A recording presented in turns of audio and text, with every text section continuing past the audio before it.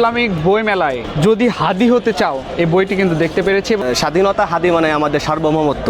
বইটা পড়তেছে এবং জানতে চাচ্ছে হাদি আসলে কি ছিল। আমাদের মতন হাজারো মানুষের মুখের কথা বলার জন্য হাদি ভাই ছিল আমাদের অনুপ্রেরণা। ইসলামিক বই মেলায় যদি হাদি হতে চাও এই বইটি কিন্তু দেখতে পেরেছি এবং এর পাশাপাশি বেশ কয়েকটি বইও কিন্তু আমরা নিয়ে কথা বলেছি একটু আগে। বিশেষ করে এই বইটি এবারে নতুন আমরা লক্ষ্য করেছি এবং এই বইটি নাকি অনেক চাহিদা রয়েছে। আমরা একটু যারা বিক্রি করছে তাদের সঙ্গে কথা বলতে চাই যে যদি হাদি হতে চাও এই বইটিতে আসলে কি রয়েছে। স্বাধীনতা হাদি মানে আমাদের সার্বভৌমত্ব। এখানে আমাদের স্বাধীনতা, এখানে আমাদের অস্তিত্ব, এখানে আমাদের যে কোনো বিষয় যদি বলতে চান তাহলে হাদি ছিল আমাদের মানে আমাদের হাজারো জনগণের বা আমাদের মতন হাজারো মানুষের মুখের কথা বলার জন্য হাদি ভাই ছিল আমাদের অনুপ্রেরণা। তিনি আমাদের মাঝে নেই কিন্তু তার লেখা বা তার অনুপ্রেরণা বা তার কথা বা তার লেখা বই আমাদের মাঝে রয়ে গেছেন, যার কারণে মানুষ বেশি ধারণ করতেছে, বেশি বইটা পড়তেছে এবং জানতে চাচ্ছে হাদি আসলে কী ছিল, হাদির মাথার মধ্যে কী ছিল বা সে কী নিয়ে ভাবনা করতো। এই জন্য বেশি বইটা জনপ্রিয় হয়ে উঠেছে।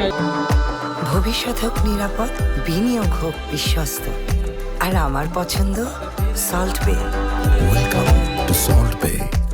আমরা যাতে বন্দিশালা থেকে বের হয়ে আসতে পারি বা আমরা শিকল থেকে ছুঁড়ে আমরা স্বাধীনভাবে বসবাস করতে পারি, আমাদের ন্যায্যতা নিয়ে আমরা যেভাবে চলতে পারি বা আমাদের প্রতিটা দিক মানে একজন মানুষ বা একজন বাঙালি সঠিকভাবে বাঙালি কীভাবে হতে পারে তার বিভিন্ন দিক নির্দেশনা বইটির মধ্যে রয়েছে। বইটি লিখেছেন এইচ.এম. রহমান। আলহামদুলিল্লাহ এটা প্রচুর সাড়া, মানে হাদি ভাই মানে তো একজন মানুষের রন্ধে রন্ধে পৌঁছে গেছে। তো এই জন্য সবাই চেষ্টা করতে জানতে চাচ্ছে, হাদি হতে চাচ্ছে, এই জন্য মানুষ বইটা বেশি নিচ্ছে।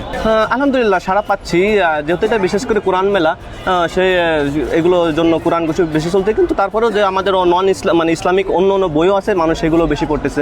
তার মধ্যে আমরা এই যে যদি হাতি হতে চাও এই বইটা বেশি নিচ্ছি মানুষ। ইসলামিক বই মেলায় প্রিয়তমা এই বই আসলে মানুষ কি পাবে? এই প্রিয়তমাটা বই হচ্ছে আপনার হুজুর পাক সাল্লাল্লাহু আলাইহি সাল্লামের যে ছিল বা উম্মুল মুমিনিনদের প্রেমময় দাম্পত্য জীবন বা গল্প ভাষা।